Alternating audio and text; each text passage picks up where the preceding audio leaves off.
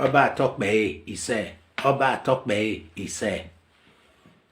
Good morning, good afternoon, good evening to all Edolites in the diaspora.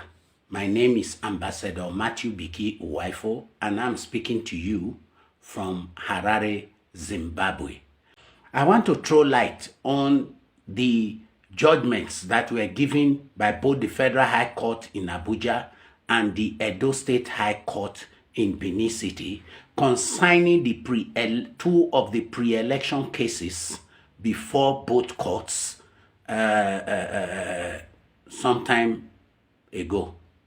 Now, the first case dwells simply on a waiver granted to Pastor Iyamu by the then and now sacked chairman of the APC, Comrade Adams Aliu Oshomole. The case had been brought by the PDP and some members of the APC who felt aggrieved to the court, and the court was asked to declare that that waiver was illegal. And in its judgment 3 weeks ago, the court gave a judgment and said that the waiver was valid. And this was done because there is a precedent about these cases like this. The Supreme Court earlier some time ago in 2020 gave a judgment that the courts had no powers to interfere into the internal workings or decisions of the party. And so if a candidate is disqualified by his party in a primary or in an from taking part in an election, that the best way that aggrieved party can redeem himself is to go to another party. And that was exactly what Obaseki did by joining the PDP. And he later won the election. And there was nothing like going to court about that because our governor knows the law. So the first case was about a waiver. And the court judged that, the waiver was valid. And therefore, it said that he was giving the judgment in favor of the APC with costs. Now, the second case, that was the case yesterday, was brought by Honorable Sunday Kadiri alias SPK of Ogbona Ward in Esako West local government of Edo State. That is the local government of Comrade Adam Aliu Oshomole. He prayed the court to declare the candidacy of Audu Ganiu Abudu, the deputy governorship candidate of the APC, to declare it illegal and disqualify him because he presented false information to INEC. The candidate presented 5 certificates with 5 different names to INEC. And so he also asked and prayed the court to declare the candidacy of Pastor Iyamu illegal and disqualify him for running with a man who presented false information to INEC. And this has been done. The case of Bayelsa, one can recall to mind the case of Bayelsa, where the deputy governor certificate was found to be forged, and that made the governor to lose the elections.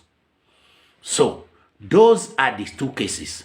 And in giving his judgment, Honorable Justice Courage Ogbebo, today, the 6th of January 2021, after checking the case fully, gave a judgment and said that after careful examination of the evidences before her and the prayers of Honorable Sunday Kadiri, that he gave a judgment that Iyamu was disqualified and not qualified to have taken part in that election, and that Ganiu is also disqualified for providing false information to INEC according to the evidence presented to her. So I want to quickly throw light here. If you read the internet, you go around, everybody is confusing people in the opposition camp. That is why I said they are perchant for unparalleled and unequal, unparalleled interpretation of the law.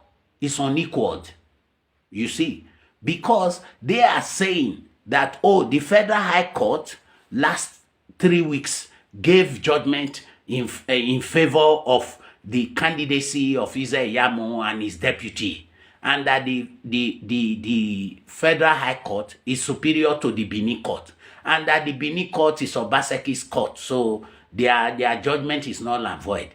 These are people who are completely not knowledgeable about the law, because every correspondent court, high court, has the same powers, whether in Maiduguri, Sokoto, Benue State, Port Harcourt, or Edo, or even in Abuja. They have the same powers. And not only that, if you say the courts in Benin or Obaseki's court, who appoint the judges? Is it not the APC government? So, my dear, let's leave that aside. What I want to really address here is the fact that false propaganda is being spread. The two cases are very, very different. The first case was dealing with a waiver in Abuja. That was the first case. The second case dealt with qualifications. The first case never dealt with that, as I have enumerated. The second case dealt with qualifications, and it was found out that Audu Ganiu Abudu has forged certificates, 5 certificates with 5 different names, and he was disqualified. And by connection, the governorship candidacy of Iyamu was also disqualified. So that is the situation on the ground and the truth on the ground. So my people in the diaspora, I am doing this video to clear the issues. Those are the issues on ground. In the other case before the court, which I will not go into in detail, Obaseki has provided the certificate. Primary school, secondary school, university, and the universities he attended for his master's degree. He has presented the original certificate to INEC, and INEC subpoenaed the University of Ibadan to come and certify if Obaseki's certificate was correct. And the representative, the deputy registrar of the University of Ibadan, Mr. Ajayi, came to court and certified that the certificate was correct. Now, why all this hula baloo? I know and I think that the APC knows that they do not have any case against Obaseki.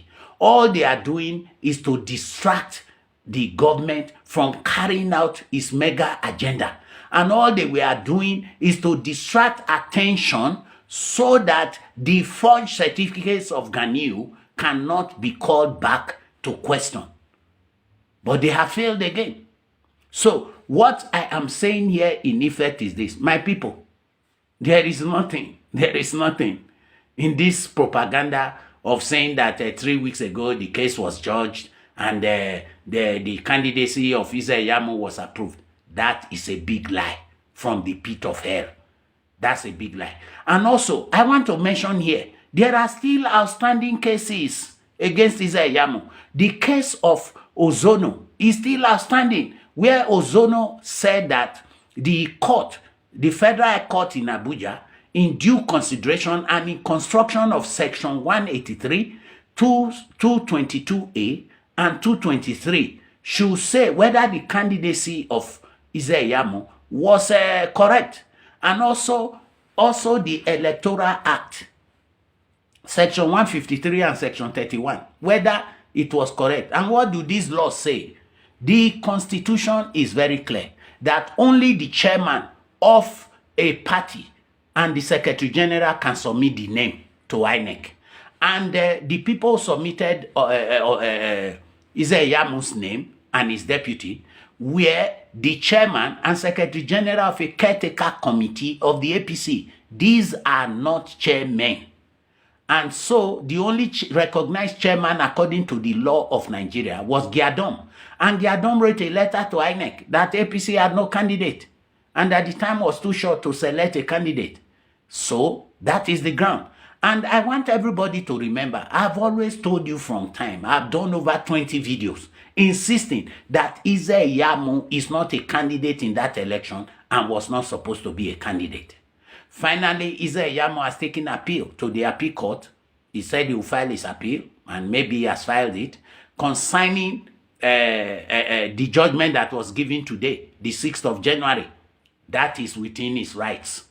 And according to the Constitution and the evidences on ground, whether Iyamu goes to the Supreme Court, the judgment, as far as I'm concerned, will stand.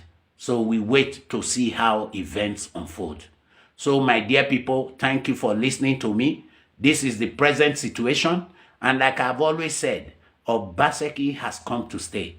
Come 2024, Obaseki will hand over to another governor. That is it. The heavenly places have agreed to it. The Enikao have said it. And all Edolites spoke with one voice and said, this is the man we want. Obaseki is the man we want. Obaseki is the one that can take us to another level. The choice was clear. The difference is very clear. So, my dear people, relax. Let's see how all this will play out. But in the end, truth will prevail. Truth will prevail. And finally, I've never seen anybody, accusing Obaseki of stealing money. All these things is about breaking into the treasury of Edo State for personal belly infrastructure and aggrandizement that we voted against on September 19, 2020. No more godfatherism, no more agberoism, no more bad governance, no more unbridled perchant for looting the state treasury. No. That's what we said no to. Thank you all, Edolites, for speaking with one voice. Please let us shine our eyes. God bless Governor Obaseki and his team. God bless Edo State. God bless all supporters of Obaseki. And God bless Nigeria. Thank you all for listening to me. Amen.